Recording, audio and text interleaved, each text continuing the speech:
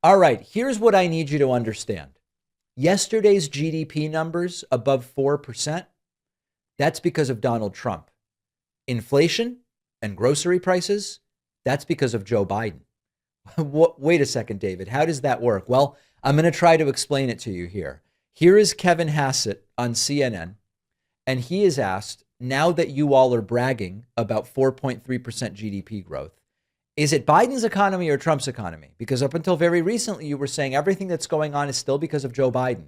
We need to blame him for all of the bad things that are going on. Well, let's see if Kevin Hassett can explain it to us. Go out and we talk to people, even Trump supporters, they're not feeling necessarily kind of what you're laying out there in terms of this rosy picture.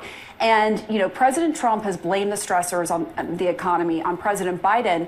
But there's this recent Quinnipiac poll that found that 57% of Americans view President Trump as responsible for the current state of the economy versus 34%. And so whose economy is it? Because I hear, sometimes when numbers aren't so great or favorable, it's Biden's economy. And then when things are going great, like this GDP report, it's Trump's economy. Who owns it right now? Right. Right now, we're looking at data about today at 100%. The data, 4.3% GDP growth, is happening because of President Trump's policies. But President Biden's policies did things like reduce real incomes by $3,000. They made it so that the typical person buying a new home had to increase their mortgage payment at on an annual basis by $14,000 for the typical home.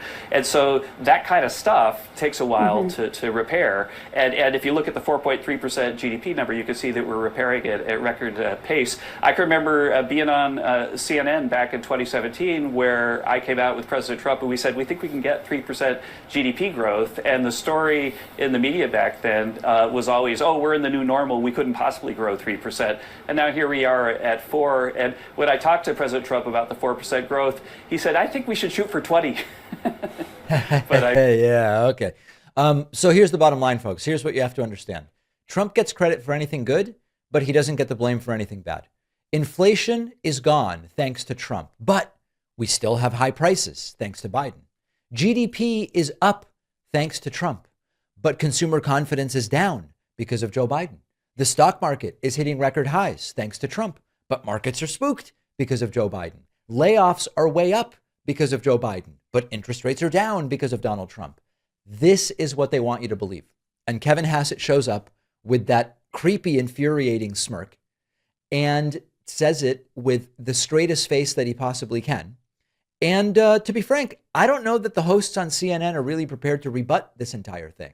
Now, either there is a lag time or there isn't when it comes to economies. And of course, the truth is that it's a much more complicated. If we wanted to take this seriously and do an analysis that was actually worth the time, we would say, okay, level setting.